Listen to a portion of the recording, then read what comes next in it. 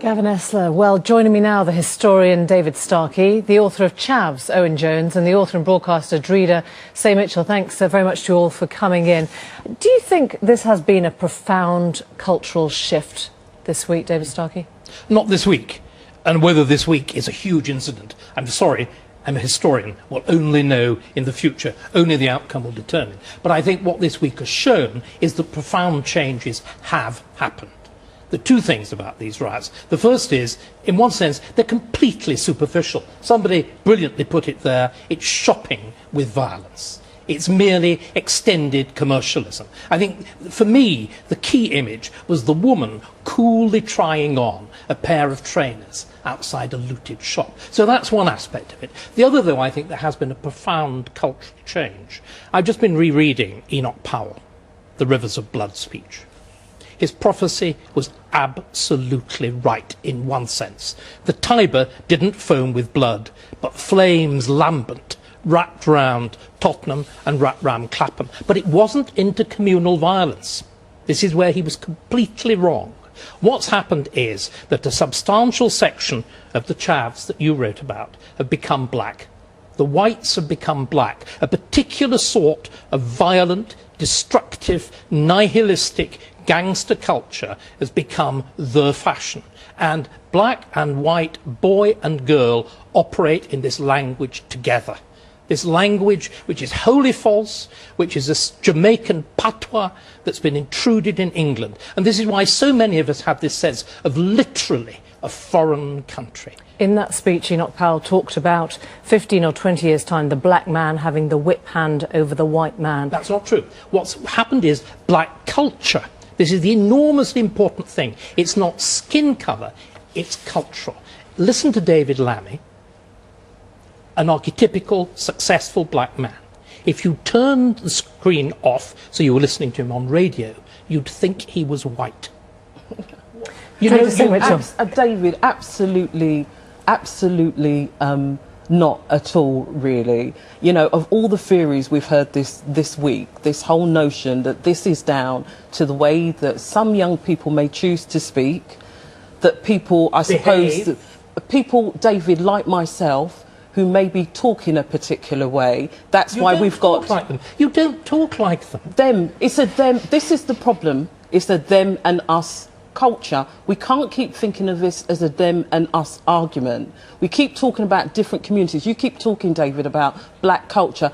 Black communities are not homogenous groups. Of course not. So there are black cultures, lots of different black cultures. What we need to be doing is we need to be thinking about ourselves as not individual communities, as one community. We need to stop talking about them and us. We need to be talking about our children. We need to be using words like we, and stop putting this blame on different people. The blame culture has got to stop. We've got to face head on what the issues are. Just to understand, when you're saying that white culture has adopted black culture, are you saying that has been at the heart of the rioting? Is it black culture that has caused rioting?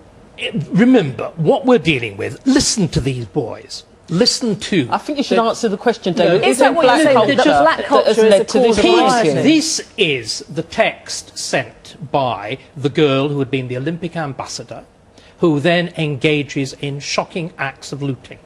Pigs shouldn't have killed that guy last night in it. Then they wouldn't get blown up. Girls going to steal, wheeze. But it's stealing Dewey, the shopkeeper ain't fucked their mugs. No, sorry, excuse me. Utterly outrageous, obviously, what you're saying. What you're doing is you're equating black culture with criminality. And you are. Let me finish. No, and you said. Let me finish. And you said David Lammy, when you heard him, sounded white, and what you meant by that was that white people equals being respectable, and that white people, by adopting black cultural norms. Look, black culture in this country has had a huge contribution. Our music and a whole range of cultural ways. You glorify rap? David, I use rap in schools to teach children literary devices, and it is a fantastic way for children. It's very good for rhythm and the literary. Wait, do you equate rap with rioting on the streets? Is that what you think? Well, it certainly glorifies it. Actually, if you look at rap actually, some rap if you look at their videos, actually it reinforces the materialistic world that we live in. When was the last time you watched a rap video or looked at a rap song? Tell me about a rap artist, David. David, how much do you actually know about hip-hop? I'm genuinely curious to know about this, because you know, you're a historian, you deal with empirical evidence, you base your theories on evidence. So explain what your evidence is before you make, frankly, what a lot of viewers will find offensive generalisations. I think in these are times when we need plain speaking, and plain speaking is necessary. You remember, facts, I'm going to give you them. If you will stop interrupting, you're getting a sort of doing a trainee Jeremy Paxman. I took part in Jamie's Dream School.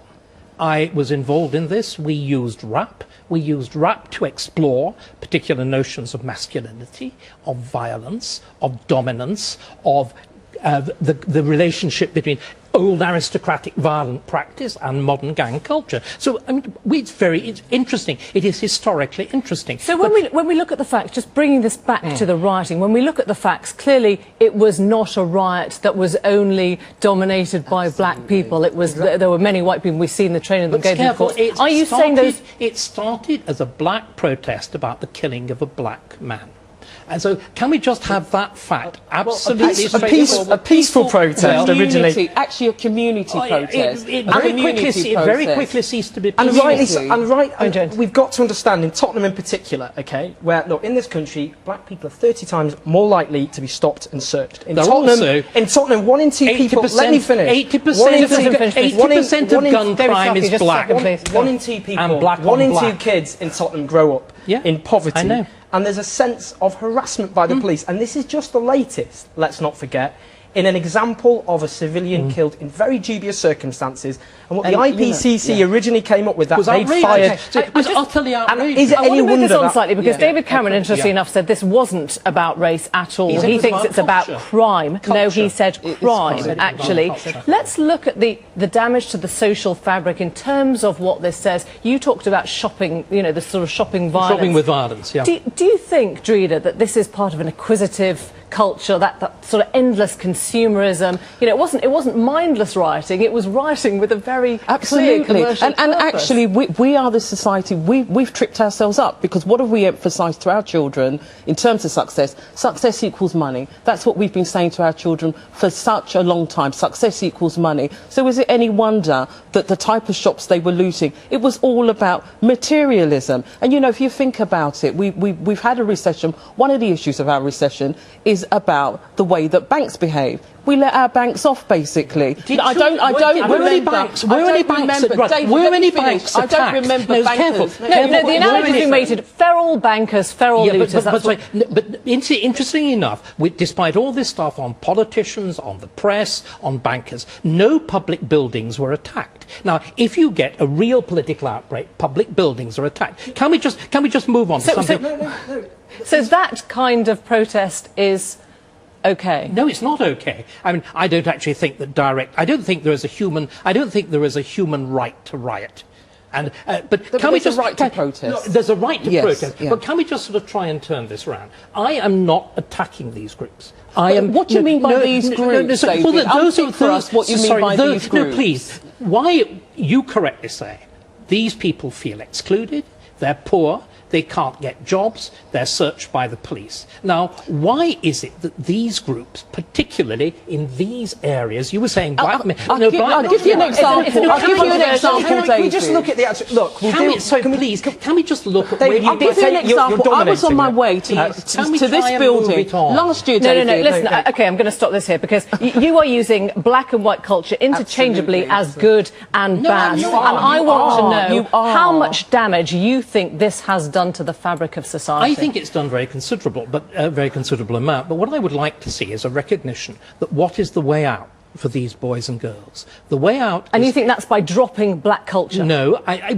think it's a particular form. I think why is it so important to do so? Because this type of black male culture militates against education. This is nothing to do with that.